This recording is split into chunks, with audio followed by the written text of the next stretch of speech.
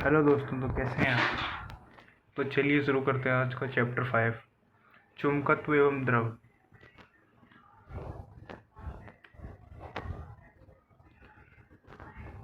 इसकी भूमिका। चुंबकीय परिघटना प्रकृति में सार्वभौमिक है। विशाल दूरस्थ गैलेक्सियाँ, अति सूक्ष्म अदृश्य परमाणु, मनुष्य जानवर सब में भांति भांति के स्रोतों से उत्पन्न भांति भांति के चुंबकीय क्षेत्र व्याप्त हैं। भूचुंबकत्व मानवीय विकास में पूर्व से अस्तित्व में है। चुंबक शब्द यूनान के एक द्वीप मैग्नेशिया के नाम से उत्पन्न है, जहाँ बहुत पहले 600 ईसा पूर्व चुंबकीय अयस्कों के भंडार मिले थे। पिछले अध्याय में हमने ये सीखा गतिशील आवेश द्वारा चुंबकीय क्षेत्र उत्पन्न करते हैं। एक खोज जो 19वीं शताब्दी के पूर्वार्ध में की गई थी, उसका श्रेय ऑस्टिन, एम्पियर, बायो एवं सारवर्थ अन्य कुछ लोगों को दिया जाता है। प्रस्तुत अध्याय में हम चुंबकत्व पर एक स्वतंत्र विषय के रूप में दृष्टि डालेंगे। चुंबकत्व संबंधी कुछ आम विचार इस प्रकार हैं। पृथ्वी एक चुंबक है, चुंबक की भांति व्यवहार करती है, जिसका चुंबकीय क्षेत्र लगभग भौगोलिक दक्षिण से उत्तर की ओर संकेत करता है। और दूसरा है, जब एक क्षण चुंबक को स्वतंत्रतापूर्वक लटकाया या शांत पानी में तैराया जाता है तो ये उत्तर दक्षिण दिशा में ठहरता है। इसका वह सिरा जो भौगोलिक उत्तर की ओर संकेत करता है, उत्तरी ध्रुव जो भौगोलिक दक्षिण की ओर संकेत करता है, चुंबक का दक्षिणी ध्रुव कहलाता है। दो पृथक पृथक चुंबकों को उत्तरी ध्रुव या दो दक्षिणी ध्रुव जब पास पास ले जाते हैं तो दो एक दूसरे को विकर्षित करते हैं, मतलब कि रिप्लेस करने की कोशिश करते हैं एक दूसरे से। इसके विपरीत एक चुंबक के उत्तर और दूसरे के दक्षिणी ध्रुव एक दूसरे को आकर्षित करते हैं, मतलब अट्रैक्शन होता है उससे। किसी चुंबक के उत्तर और दक्षिण ध्रुवों को अलग अलग नहीं किया जा सकता। यदि किसी क्षण चुंबक को दो भागों में विभाजित किया जाए तो हम छोटे छोटे दो अलग अलग क्षण चुंबक मिल जाएंगे, जिनका चुंबकत्व क्षीण होगा। वैद्युत आवेशों की तरह विलगित चुंबकीय उत्तरी तथा दक्षिणी ध्रुव में, जिन्हें चुंबकीय एक ध्रुव कहते हैं, का अस्तित्व नहीं है। लौह और इसकी मिश्र धातुओं से चुंबक बनाने संभव है।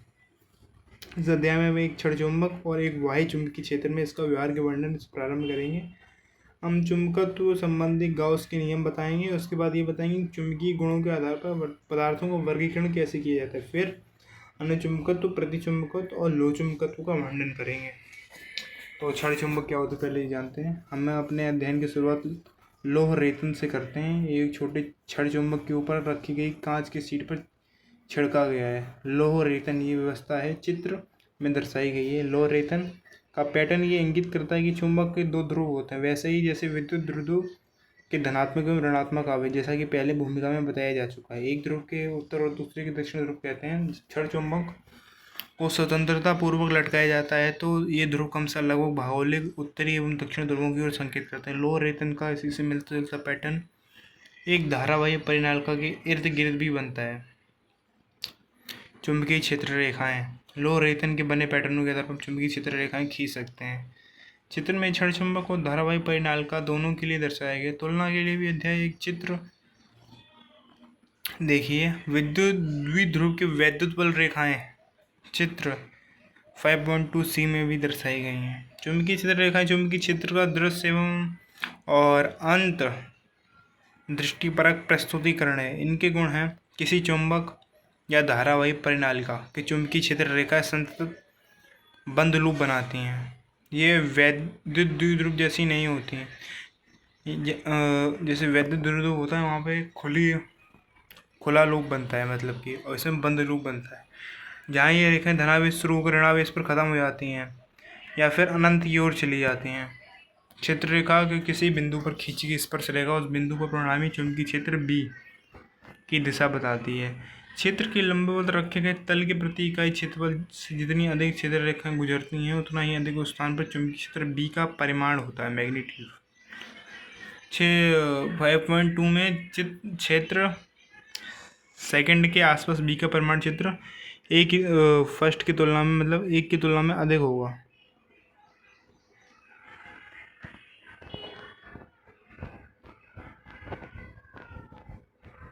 और चौथा है, चुंबकीय क्षेत्र रेखाएं एक दूसरे को काटती नहीं। ऐसा इसलिए क्योंकि इस स्थिति में कटान बिंदु पर चुंबकीय क्षेत्र की दिशा एक ही नहीं रह जाती। आप चाहें तो कई तरह से चुंबकीय क्षेत्र रखें। हालांकि एक तरीका यह है कि भिन्न भिन्न जगहों पर छोटी छोटी चुंबकीय कपास सुई रखिए, उसके दिग विन्यास को अंकित कीजिए। मतलब दिग विन्यास क्या कह रहे हैं, जितने भी उस पर वो बनेगी, लाइन्स बनेगी, उनको अंकित कीजिए। इस तरह आप चुंबक के आसपास विभिन्न बिंदुओं पर चुंबकीय क्षेत्र की दिशा को जान सकेंगे। क्षण चुंबक का एक धारावी परिनलिका की तरह व्यवहार। पिछले अध्याय में हमने समझा था कि किस प्रकार एक धारा लूप एक चुंबकीय द्विध्रुव की तरह व्यवहार करता है। हमने एम्पीयर की इस परिकल्पना का जिक्र भी किया था। सभी चुंबकीय परिघटनाओं को परिवाही धाराओं के प्रभावों के रूप में समझाया जा सकता है। एक क्षण चुंबक की चुंबकीय क्षेत्र रेखाओं की एक धारावाही परिनालिका चुंबकीय क्षेत्र रेखाओं से साम्यता इस जाती है कि जैसे परिनालिका बहुत सी परिवाही धाराओं का योग है, वैसे ही क्षण चुंबक में बहुत सी परिसंचारी धाराओं का योग हो सकता है। एक क्षण चुंबक के दो बराबर टुकड़े करना वैसा ही इसे एक परिनालिका को काटना, जिससे हम दो छोटी परिनालिकाएं मिल जाती हैं जिनके चुंबकीय क्षेत्र अपेक्षाकृत क्षीण होते हैं। क्षेत्र रेखाएं संतुलित बनी रहती हैं, एक सिरे से बाहर निकलती हैं और दूसरे सिरे से अंदर प्रवेश करती हैं। एक छोटी चुंबकीय कंपास सुई को एक क्षण चुंबक एवं एक धारावाही सीमित परिनालिका के पास एक जगह से दूसरी जगह ले जाकर ये देखा जा सकता है कि दोनों के लिए चुंबकीय सुई में विक्षेपण एक जैसा है, और इस तरह इस साम्यता का परीक्षण आसानी से किया जा सकता है। इस साम्यता को और अधिक सुदृढ़ करने के लिए हम चित्र में दर्शाए गए सीमित परिनालिका के अक्षीय क्षेत्र की गणना कर सकते हैं। हम ये प्रदर्शित कर सकते हैं कि बहुत अधिक दूरी पर यह अक्षीय क्षेत्र क्षण चुंबक के अक्षीय क्षेत्र जैसा ही है। परिनालिकीकरण बिंदु P पर चुंबकीय क्षेत्र का परिमाण B = μ0/4π × 2m/r3, या फिर इसको ऐसे पढ़ सकते हैं μ0 2m/4πr3। ये समीकरण क्षण चुंबक के अक्ष पर दूर बिंदु के लिए भी है, जिससे कोई भी प्रयोगात्मक विधि से प्राप्त कर सकता है। इस प्रकार क्षण चुंबक और धारावाही परिनालिका एक जैसे चुंबकीय क्षेत्र उत्पन्न करते हैं। अतः एक क्षण चुंबक का चुंबकीय आघूर्ण उतना ही चुंबकीय क्षेत्र उत्पन्न करने वाले समतुल्य धारावाही परिनालिका के चुंबकीय आघूर्ण के बराबर है। तो अब शुरू करते हैं इधर से। एक समान चुंबकीय क्षेत्र में द्विध्रुव, ये अपने डेरिवेशन है। पहला जो हुआ अभी दूसरा। हमें पतली चुंबकीय सुई का जिसको चुंबकीय आघूर्ण m ज्ञात हो, जिसको चुंबकीय क्षेत्र में दोलन कराते हैं। ये व्यवस्था चित्र 5.3b में दर्शाई गई है, मतलब इसमें दिखा रहा है ये रहा।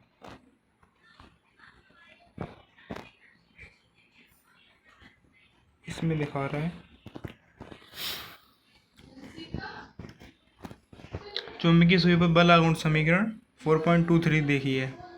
टाउ बराबर m × b, जिसका परिमाण tau = mb sin theta. Sine theta है परिमाण, मतलब कि दोनों मैग्नीट्यूड जो जहाँ टाउ प्रत्यानयन आघूर्ण है तथा कोण थीटा m और b के बीच का कोण क्या है। चुंबकीय स्थिति ऊर्जा के लिए व्यंजक प्राप्त करने के लिए हम उसी विधि का अनुसरण कर सकते हैं जो हमने वैद्युत स्थिति ऊर्जा का व्यंजक प्राप्त करने के लिए अपनाई थी। किसी चुंबकीय द्विध्रुव की चुंबकीय स्थिति ऊर्जा um इस प्रकार है। um = tau theta D theta. तो टाउ थीटा जो mb sin theta D theta = -mb cos theta. तो वेक्टर रूप में लिखेंगे तो -mb। इस बात को हमने पहले भी काफ़ी जोर देकर कहा था कि स्थितिज ऊर्जा का शून्य हम अपनी सुविधानुसार निर्धारित कर सकते हैं। समाकलन नियतांक को शून्य लेने का अर्थ है कि हमने स्थितिज ऊर्जा को शून्य अर्थात थीटा = 90 डिग्री पर अर्थात उस स्थिति को लिया है जिस पर सुई क्षेत्र के लंबवत है। समीकरण 5.3 दर्शाती है कि न्यूनतम स्थितिज ऊर्जा -b अर्थात सर्वाधिक स्थायी अवस्था थीटा = 0 डिग्री पर होती है, एवं अधिकतम स्थितिज ऊर्जा +mb अर्थात अधिकतम अस्थायी अवस्था थीटा = 180 डिग्री पर होती है। 0 डिग्री पर न्यूनतम स्थितिज ऊर्जा होगी और थीटा = 180 पर अधिकतम स्थिति मतलब मैक्सिमम की स्टैटिक एनर्जी होगी।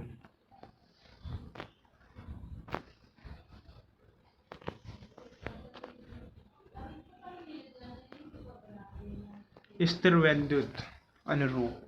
समीकरण 5.1, 5.2, 5.3 के संगत विद्युत द्विध्रुव के समीकरण से तुलना करने पर वे इस परिणाम से पहुंचते हैं कि m चुंबकीय आघूर्ण वाले क्षण चुंबक का चुंबकीय क्षेत्र से बहुत दूरी पर किसी बिंदु पर ज्ञात करने के लिए हमें द्विध्रुव आघूर्णों वाले विद्युत द्विध्रुव के कारण उत्पन्न विद्युत क्षेत्र के समीकरण में केवल निम्नलिखित प्रतिस्थापन करने होंगे। E की जगह B लगा दो, P की जगह M।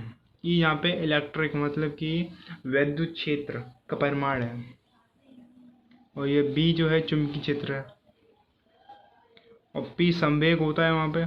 यहाँ M इसका मतलब मैग्नेटिक वो है, और 1/4πε0 μ0/4π ये इसका नियतांक है। जो वहाँ पे स्थिर वैद्युत नियतांक है, यहाँ पे इसका चुंबकीय स्थिर नियतांक है।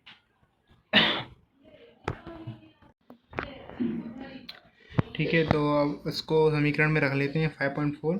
तो B E = B base E मतलब उसको हमने रिप्लेस करा इससे, = -μ0m/4πr³। इस प्रकार r दूरी r मच ग्रेटर देन है 1 के लिए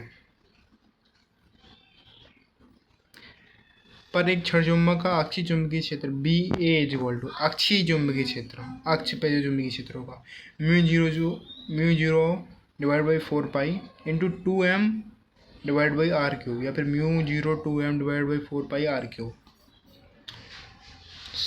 और समीकरण 5.5 समीकरण 5.1 का सदिश रूप है। सारणी 5.1 विद्युत एवं चुंबकीय द्विध्रुवों के मध्य समानता दर्शाती है।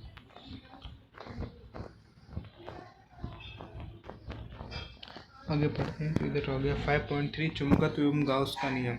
अध्याय 1 में हमने स्थिर विद्युत के लिए गाउस के नियम का अध्ययन किया था। चित्र 5.2c में हम देखते हैं कि समीकरण 1 द्वारा अंकित बंद गाउसी सतह के क्षेत्र रेखाओं की जितनी संख्या बाहर आती उतनी ही उसके अंदर प्रवेश करती है। इस बात का इस तथ्य से संगति बैठती है कि सतह द्वारा परिवेष्टित कुल आवेश का परिमाण शून्य, हाँ, क्योंकि जितना दे रहा है उतनी वापस भी आ रही है, तो टोटल इसमें 0 हो जाए। किंतु उसी चित्र में बंद सतह सेकंड जो किसी धनावेश को घेरती है उसके लिए परिमाणी निर्गत फ्लक्स होता है। फ्लक्स ये स्थिति उन चुंबकीय क्षेत्रों के लिए पूर्णतः भिन्न है जो संतत हैं और बंद लूप बनाते हैं। चित्र 5.2a या 5.2b में 1 या 2 द्वारा अंकित गाउसी सतहों का निरीक्षण कीजिए। आप पाएंगे सतह से बाहर आने वाली बल रेखाओं की संख्या इसके अंदर प्रवेश करने वाली संख्या के बराबर है। दोनों सतहों के लिए कुल चुंबकीय फ्लक्स शून्य है, और यह बात किसी भी बंद सतह के लिए सत्य है। अभी गाउसी उनका परिपथ है, गाउसी क्षेत्र भी कह सकते हैं। अब इसमें निकलने वाली ये रेखाएं हैं, अब इसके लिए ये मान रहे हैं, इसका ये डेरिवेशन है ये पूरा। अब इसको आगे बताएंगे जब इसमें लेक्चर पढ़ेंगे, अभी तो अब इसमें वीडियो लेक्चर कवर करते हैं। आगे लिखा है किसी बंद सतह S का एक छोटा सदिश क्षेत्रफल अवयव डेल्टा S लीजिए, मतलब छोटा है, DS भी कह सकते हैं इसको। जैसा कि चित्र 5.5 में दर्शाया गया, डेल्टा S से गुजरने वाला चुंबकीय फ्लक्स डेल्टा ∅B = B.ΔS है, जहाँ B, डेल्टा S पर चुंबकीय क्षेत्र है, B डेल्टा S पर चुंबकीय क्षेत्र है। B तो चुंबकीय क्षेत्र, डेल्टा S मतलब उसका परिमाण, मतलब क्या कह सकते हैं उसको, उतना भाग, क्षेत्रफल कह सकते हैं, क्षेत्रफल सदिश, जबकि क्षेत्रफल सदिश होता नहीं पर वेक्टर, एरिया वेक्टर कहते। हम S को कई छोटी छोटी अवयवों में बांट लेते हैं जिनमें प्रत्येक से गुजरने वाले फ्लक्सों का मान अलग अलग निकालते हैं, तब कुल फ्लक्स ∅B का मान ∅B = अभी इसको पढ़ते हैं अपन बिल्कुल सिग्मा डेल्टा ∅B = ऑल, मतलब सभी इसमें लिखा है, सिग्मा पढ़ते हैं B.ΔS = 0, जहाँ सभी का अर्थ सभी क्षेत्रफल अवयव डेल्टा S। इसकी तुलना वैद्युत स्थिति के गाउस के नियम से कीजिए। यहाँ एक बंद सतह से गुजरने वाला वैद्युत फ्लक्स E.ΔS = Q/ε0, जहाँ Q बंद सतह द्वारा परिपथ आवेश है। चुंबकत्व एवं स्थिर वैद्युत के गाउस नियम के बीच का अंतर इसी तथ्य की अभिव्यक्ति है कि पृथक चुंबकीय ध्रुवों जिन्हें एक ध्रुव भी कहते हैं का अस्तित्व नहीं होता। B का कोई उद्गम या अभिगम नहीं होता। सरलतम चुंबकीय अवयव एक द्विध्रुव या धारालोप है। सभी चुंबकीय परिघटनाओं एक धारालोप एवं या द्विध्रुव व्यवस्था के रूप में समझाई जा सकती हैं। चुंबकत्व के लिए गाउस का नियम, किसी भी बंध से गुजरने वाला कुल चुंबकीय फ्लक्स हमेशा शून्य होता है।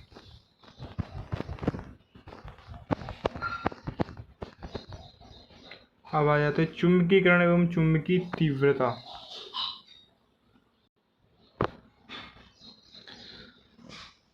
पृथ्वी तत्वों एवं यौगिकों में विषमकारी विभिन्नताओं से भरपूर है। इसके अतिरिक्त हम नए नए मिश्र धातु, यौगिक, जहाँ तक कि तत्व भी संश्लेषित करते जा रहे हैं। आप इन सब पदार्थों को चुंबकीय गुणों के आधार पर वर्गीकृत करना चाहेंगे। प्रस्तुत अनुभाग में हमें ऐसे कुछ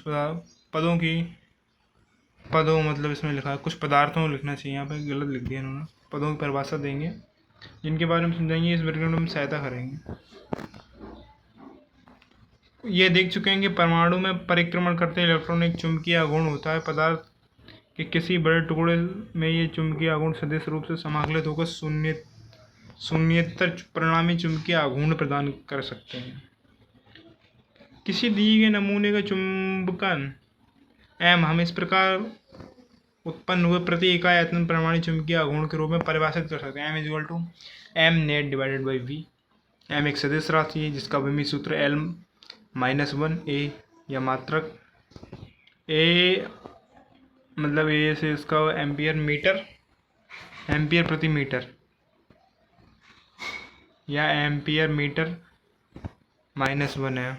एक लंबी परिनलकल का लीजिए जिसकी प्रति इकाई लंबाई n में n फेर हो, जिसमें I धारा प्रवाहित हो रही हो, जिस परिनलकल के अंदर चुंबकीय क्षेत्र हुआ B0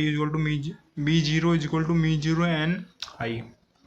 यदि परिनलकल के अंदर शून्यता चुंबकन का कोई पदार्थ भरा हो तो यहाँ क्षेत्र B0 से अधिक होगा।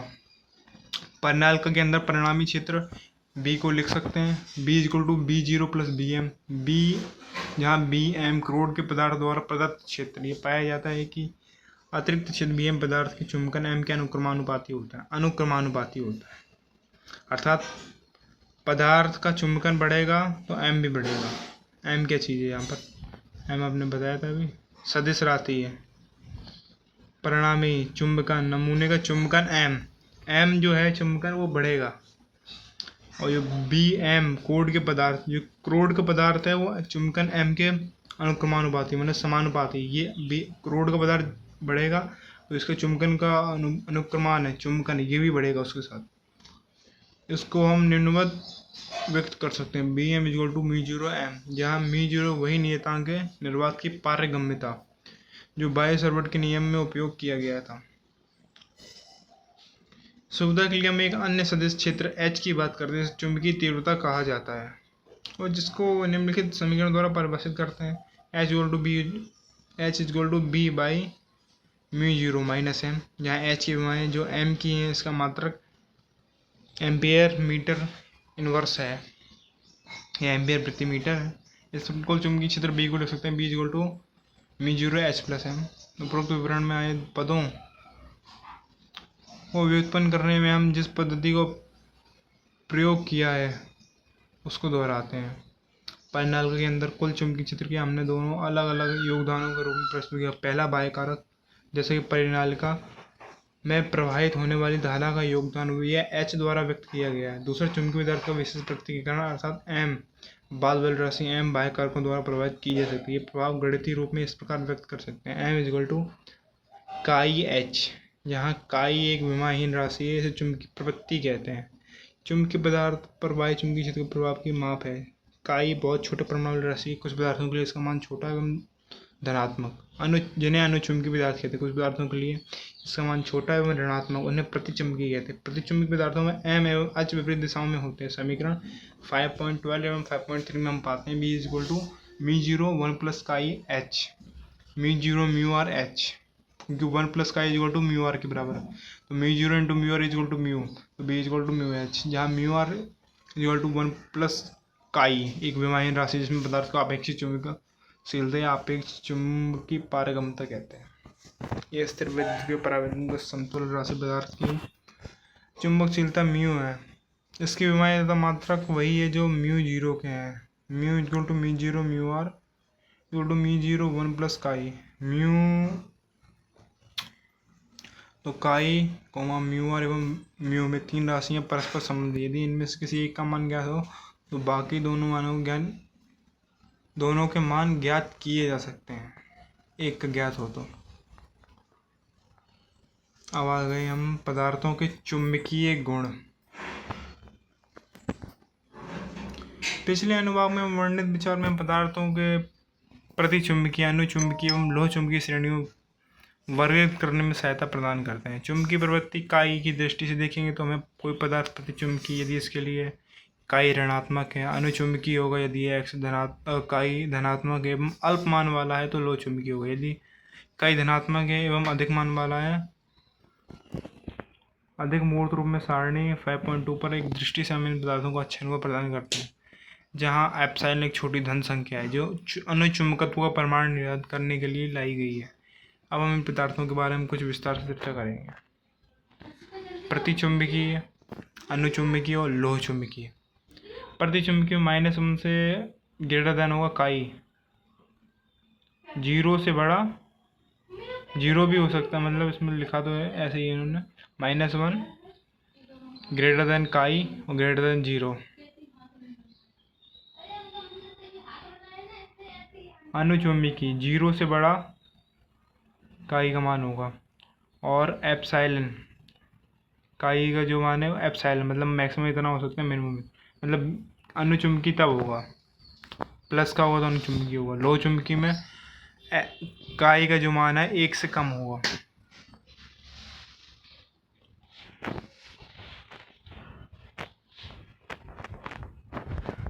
अब यह प्रतिचुंबकत्व। प्रतिचुंबकत्व पदार्थ वे होते हैं जिनमें वायु चुंबकीय क्षेत्र में अधिक तीव्रता वाले भाग से कम तीव्रता वाले भाग की ओर जाने की प्रवृत्ति होती है। दूसरे शब्दों में कहेंगे तो चुंबक लोहे जैसी धातुओं को तो अपनी ओर आकर्षित होता परंतु प्रतिचुंबकीय पदार्थों को विकर्षित कर देगा। चित्र 5.7 में वायु चुंबकीय क्षेत्र में रखे प्रतिचुंबकीय पदार्थ की एक क्षण दर्शाता है। क्षेत्र रेखाएं विकर्षित होती हैं या दूर हटती हैं। किसी पदार्थ के अंदर क्षेत्र कम हो जाता है। अधिकांश मामलों में क्षेत्र की तीव्रता ये कमी अत्यल्प होती है, 10⁵ भागों में एक भाग, मतलब 1,00,000वां भाग, एक भाग का 1,00,000वां भाग क्षण के किसी असमान चुंबकीय क्षेत्र में रखने इसकी प्रवृत्ति अधिक क्षेत्र से कम क्षेत्र की ओर जाने की होती है। प्रतिचुंबकत्व सरलतम व्याख्या इस प्रकार है, नाभिक के चारों ओर घूमते इलेक्ट्रॉनों के कारण कक्षीय कोणीय संवेग होता है। ये परिक्रमण करते इलेक्ट्रॉनिक धारावाही लूप के समतुल्य होते हैं, इस कारण इनका कक्षीय चुंबकीय आघूर्ण होता है। प्रतिचुंबकीय पदार्थ वे होते हैं जिनके परमाणु में परिणामी चुंबकीय आघूर्ण शून्य होता है। जब कोई वायु चुंबकीय क्षेत्र आरोपित किया जाता है तो जिन इलेक्ट्रॉनों को कक्षीय चुंबकीय आघूर्ण क्षेत्र की दिशा में होते हैं उनकी गति मंद हो जाती है, और चुंबकीय आघूर्ण क्षेत्र के विपरीत दिशा में होते हैं उनकी गति बढ़ जाती है। ऐसा लेंज के नियम के साथ प्रेरित धारा कारण होता है, जिसके विषय में आप अध्याय 6 में अध्ययन करेंगे। इस प्रकार पदार्थ के परिणामी चुंबकीय आघूर्ण आरोपित क्षेत्र के विपरीत दिशा में विकसित होता है और इस कारण यह प्रतिकर्षित होता है। कुछ प्रतिचुंबकीय पदार्थ हैं बिस्मथ, तांबा, सीसा, सिलिकॉन, नाइट्रोजन, StB। पानी एवं सोडियम क्लोराइड प्रतिचुंबक सभी पदार्थों में विद्यमान होता है, परंतु अधिकांश पदार्थों के लिए ये इतना क्षीण होता है कि अनुचुंबकत्व एवं लोह चुंबक जैसे प्रभाव पर इस पर हावी हो जाते हैं। सबसे अधिक असमान प्रतिचुंबकीय पदार्थ अतिचालक। ये ऐसी धातुएं जिनको यदि बहुत निम्न ताप पर तक ठंडा कर दिया तो ये पूर्ण चालक एवं पूर्ण प्रतिचुंबकत्व दोनों प्रदर्शित करती हैं। चुंबकीय क्षेत्र रेखाएं इनसे बाहर रहती हैं। काई =-1 एवं म्यू r =0 एक अतिचालक है, एक चुंबक को प्रतिकर्षित करेगा और न्यूटन के तृतीय नियम स्वयं इसके द्वारा प्रतिकर्षित होगा। अतिचालकों में पूर्ण प्रतिचुंबकत्व की परिघटना इसके आविष्कारक के नाम पर माइसनर प्रभाव कहलाती है। अनेक भिन्न परिस्थितियों में जैसे कि चुंबकीकृत अधरगामी अति तीव्र रेलगाड़ियों को चलाने में अतिचालक चुंबकों को लाभ उठाया जा सकता है। अनुचुंबक पदार्थों में ऐसे पदार्थ होते हैं जो वायु चुंबकीय क्षेत्र में रखे जाने पर छेड़ चुंबकत्व प्राप्त कर लेते हैं। उनमें छेड़ चुंबकीय क्षेत्र से सशक्त चुंबकीय क्षेत्र की ओर जाने की प्रवृत्ति होती है, अर्थात ये चुंबक की ओर छेड़ बल द्वारा आकर्षित होते हैं। किसी अनुचुंबकीय पदार्थ के परमाणु का अपना स्वयं का स्थायी चुंबकीय द्विध्रुव आघूर्ण होता है। परमाणु का सतत यादृच्छिक तापीय गति के कारण कोई परिणामी चुंबकीकरण दृष्टिगत नहीं होता है। पर्याप्त शक्तिशाली वायु चुंबकीय क्षेत्र B0 की उपस्थिति में एवं निम्न तापों पर अलग अलग परमाणु की द्विध्रुव आघूर्ण सरल रेखाओं में B0 की दिशा के अनुदिश संरेखित किए जा सकते हैं। चित्र 5.7b में बाह्य चुंबकीय क्षेत्र में रखी हुई अनुचुंबकीय पदार्थ की एक क्षण प्रदर्शित करता है। चुंबकीय क्षेत्र रेखाएं पदार्थ के अंदर संकेंद्रित हो जाती हैं। अंदर चुंबकीय क्षेत्र बढ़ जाता है। अधिकतर मामलों में वृद्धि अति न्यून है, 10⁵ भागों में एक भाग है। असमान चुंबकीय क्षेत्र में रखने पर यह क्षण निम्न क्षेत्र से उच्च क्षेत्र की ओर चलने की चेष्टा करेगा। कुछ अनुचुंबकीय पदार्थ aluminium, sodium, calcium, oxygen, Stb पर एवं कॉपर क्लोराइड किसी अनुचुंबकीय पदार्थ के लिए काई एवं μr दोनों का मान न केवल पदार्थ पर निर्भर करता है वरन एक सरल में इसके ताप पर भी निर्भर करता है। बहुत उच्च चुंबकीय क्षेत्रों या बहुत निम्न ताप पर चुंबकन अपना अधिकतम मान ग्रहण करने लगता है, जबकि सभी परमाणु द्विध्रुव आघूर्ण चुंबकीय क्षेत्र में रेखाओं के अनुदिश संरेखित हो जाते हैं। ये संतृप्त चुंबकन मान कहलाता है। और सबसे आखिरी वाला है ये लो चुंबकत्व। लो चुंबकीय पदार्थ ऐसे पदार्थ होते हैं जो वायु चुंबकीय क्षेत्र में रखे जाने पर शक्तिशाली चुंबक बन जाते हैं। उनमें चुंबकीय क्षेत्र के क्षीण भाग शक्तिशाली भाग की ओर चलने की तीव्र प्रवृत्ति होती है, अर्थात वे चुंबक की और भारी आकर्षण बल का अनुभव करते हैं। किसी लो चुंबकीय पदार्थ एकल परमाणु का भी अन्य चुंबकीय पदार्थों की तरह ही चुंबकीय द्विध्रुव आघूर्ण होता है, परंतु वे एक दूसरे के साथ इस प्रकार अन्योन्य क्रिया करते हैं कि स्थूल आयतन, इसे डोमेन कहते हैं, एक साथ एक दिशा में संरेखित हो जाते हैं। इस सहकारी प्रभाव की व्याख्या के लिए क्वांटम यांत्रिकी मतलब क्वांटम मैकेनिक्स की आवश्यकता होती है, जो इस पाठ्यपुस्तक के क्षेत्र से बाहर है। प्रत्येक डोमेन का अपना परिणामी चुंबकन होता है। प्रारूपी डोमेन का आकार 1 mm है और एक डोमेन में लगभग 10⁻11 परमाणु होते हैं। प्रथम निर्दिष्ट चुंबकन एक डोमेन से दूसरे डोमेन तक जाने पर यादृच्छिक रूप से बदलता है तथा कुल पदार्थों में कोई चुंबकन नहीं होता है। ये चित्र 5.8a में दर्शाया गया। जब हम बाह्य चुंबकीय क्षेत्र में B0 लगाते हैं तो डोमेन B0 के अनुदिश उन्मुख होने लगते हैं और साथ ही वे डोमेन जो B0 की दिशा में है साइज बढ़ने लगते हैं और डोमेनों को अस्तित्व B0 के अनुदिश उनके होने वाली गति केवल अनुमान नहीं, लो चुंबकीय पदार्थ के पार्ट किसी द्रव में छिड़क कर उसके निलंबन के सूक्ष्मदर्शी के द्वारा उसकी यादृच्छिक गति को देखा जा सकता है। मतलब यादृच्छिक कैसे चल रहे हैं अपनी इससे। चित्र 5.7 वे स्थिति दर्शाता है जब सभी डोमेन पंक्तिबद्ध हो गए हैं, उन्होंने कुल मिलाकर एक अकेला विशाल डोमेन बना लिया है। इस प्रकार एक लो चुंबकीय पदार्थ में चुंबकीय क्षेत्र रेखाएं बहुत अधिक संकेंद्रित हो जाती हैं। एक असमान चुंबकीय क्षेत्र में इस पदार्थ का नमूना अधिक शक्तिशाली चुंबकीय क्षेत्र वाले भाग की ओर चलने को प्रवृत्त होता है। हमने ये सोच सकते हैं कि वायु क्षेत्र हटा लेने पर क्या होगा। कुछ चुंबकीय पदार्थों में चुंबकन बना रह जाता है। ऐसे पदार्थों को कठोर चुंबकीय पदार्थ एवं कठोर लो चुंबक कहा जाता है। एल्निको लोहे, एल्युमिनियम, निकल, कोबाल्ट एवं तांबे का एक मिश्र धातु कहते हैं इसको। ऐसा ही एक पदार्थ है। और प्राकृतिक रूप से उपलब्ध लोडस्टोन दूसरा। इन पदार्थों से स्थायी चुंबक बनते हैं। इनका उपयोग चुंबकीय सुई बनाने के अलावा अन्य कार्यों में भी होता है। दूसरी ओर लो चुंबकीय पदार्थों की एक श्रेणी है जिनका चुंबकन बाह्य क्षेत्र को हटाते ही खत्म हो जाता है। नरम लोहा ऐसा ही एक पदार्थ है। उचित रूप से ऐसे ही पदार्थों को नरम लोह चुंबकीय पदार्थ कहा जाता है। बहुत से तत्व लो चुंबकीय जैसे लोहा, कोबाल्ट, निकल और गैडोलिनियम आदि इसकी अपेक्षित चुंबकीय क्षमता 1000 से भी अधिक है। चुंबक क्षमता 1000 से भी अधिक है। लो चुंबकीय गुण भी ताप पर निर्भर करता है। पर्याप्त उच्च ताप पर एक लो चुंबक अनुचुंबक बन जाता है। ताप बढ़ाने पर डोमेन संरचना विघटित होने लगती है, मतलब हटने लगती है। ताप बढ़ाने पर चुंबकन का विलोपन धीरे धीरे होता है। अब इधर से सारांश आगे टोटल। तो चलिए मिलते हैं नेक्स्ट वीडियो में।